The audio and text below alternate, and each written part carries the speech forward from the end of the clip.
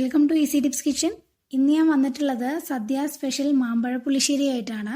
അപ്പോൾ ഇതെങ്ങനെ തയ്യാറാക്കുന്നത് നോക്കിയിട്ട് വരാം. ഇനി ഇതുണ്ടാക്കാൻ വേണ്ടി ഞാൻ കുറച്ച് നാടൻ മാങ്ങ എടുത്തിട്ടുണ്ട്. ചെറിയ മാങ്ങ കേട്ടോ, പഞ്ചാര മാങ്ങ എന്നൊക്കെ ഞങ്ങളുടെ സൈഡിലോട്ട് പറയും. ഇതിൻ്റെ തൊലിയെല്ലാം കളഞ്ഞിട്ട് നമുക്കൊരു ചട്ടിയിലേക്ക് ചേർത്ത് കൊടുക്കുന്നുണ്ട്.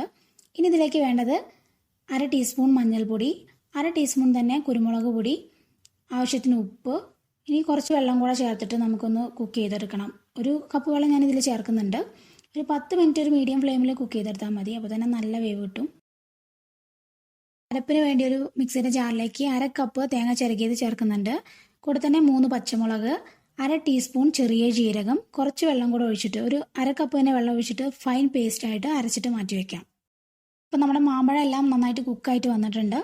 ഇനി ഇതിലേക്ക് നമുക്ക് ചേർക്കേണ്ടത് ശർക്കരയാണ്. അത് ഓപ്ഷണലാണ്, വേണമെന്നുണ്ടെങ്കിൽ ചേർത്താൽ മതി. അതുപോലെ തന്നെ പഞ്ചസാര വേണമെന്നുണ്ടെങ്കിലും ചേർക്കാൻ കുഴപ്പമൊന്നുമില്ല. പിന്നെ ഒത്തൻറ്റിക് ആയിട്ടുള്ള റെസിപ്പി ആയത് കാരണം അതിലേക്ക് ശർക്കരയാണ് ചേർക്കാറ്. അതുകൊണ്ട് 1 ടേബിൾ സ്പൂൺ ശർക്കര ഞാൻ ഈ സമയത്ത് ചേർത്ത് കൊടുക്കുന്നുണ്ട്. എന്നിട്ട് ഈ ശർക്കര മെൽറ്റ് ആവുന്ന വരെ ഒരു 2-3 മിനിറ്റ് ഒന്ന് മീഡിയം ഫ്ലെയിമിലിട്ട് തന്നെ നമുക്ക് ഇങ്ങനെ ഒന്ന് കുക്ക് ചെയ്തെടുക്കാം. ഇനി നമുക്ക് ഇതിലേക്ക് അരപ്പ് ചേർത്ത് കൊടുക്കാം. അരപ്പ് ചേർത്തിട്ട് ഒരു 3-4 മിനിറ്റ് അരപ്പിൻ്റെ പച്ചമണം മാറുന്നവരെ നന്നായിട്ടൊന്ന് വേവിച്ചെടുക്കണം.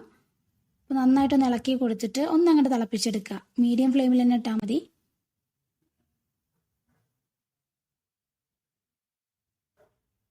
നന്നായിട്ട് തിളച്ച് വന്നിട്ടുണ്ട്. നന്നായിട്ടൊന്ന് ഇളക്കി കൊടുക്കുക. ഇനി നമുക്ക് ഇതിലേക്ക് ചേർക്കേണ്ടത് തൈരാണ്.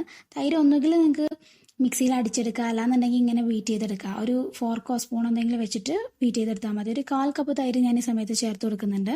എന്നിട്ട് നന്നായിട്ടൊന്ന് മിക്സ് ചെയ്ത് കൊടുക്കുക.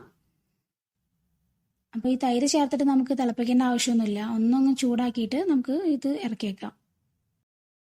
ഇനി വറവിടാൻ വേണ്ടി ഒരു പാനിലേക്ക് 2 ടീസ്പൂൺ വെളിച്ചെണ്ണ ചേർത്ത് കൊടുക്കുന്നുണ്ട്. ഒന്ന് ചൂടായിട്ട് വരുമ്പോൾ അതിലേക്ക് 1/2 ടീസ്പൂൺ കടുകിട്ട് പൊട്ടിച്ചെടുക്കാം. അതുപോലെ തന്നെ ഒരു 1/4 ടീസ്പൂൺ ഉലുവയും കൂടെ ചേർക്കുന്നുണ്ട്. എന്നിട്ട് ഇനി ഇതിലേക്ക് വേണ്ടത് വറ്റൽമുളകാണ്. ഒരു 3 വറ്റൽമുളക് ചേർക്കുന്നുണ്ട്. കൂടെ തന്നെ കറിവേപ്പിലയും കൂടെ ചേർത്ത് കൊടുത്തിട്ട് നന്നായിട്ടൊന്ന് വഴറ്റിയെടുത്തിട്ട് നമുക്ക് കറിയിലേക്ക് ചേർത്ത് കൊടുക്കാം.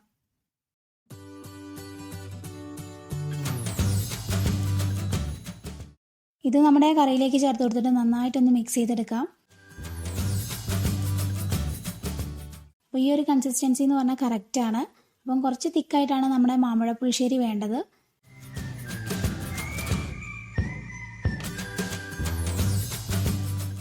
വീഡിയോ ഇഷ്ടമായിട്ടുണ്ടെങ്കിൽ ലൈക്ക് ചെയ്യാനും ഷെയർ ചെയ്യാനും സബ്സ്ക്രൈബ് ചെയ്യാനും മറക്കരുത്. പിന്നെ ഇൻഗ്രീഡിയൻസും മെഷർമെൻറ്റ്സ് എല്ലാം നമ്മുടെ ഡിസ്ക്രിപ്ഷൻ ബോക്സിലുണ്ട്, അത് ചെക്ക് ചെയ്യാൻ മറക്കരുത്.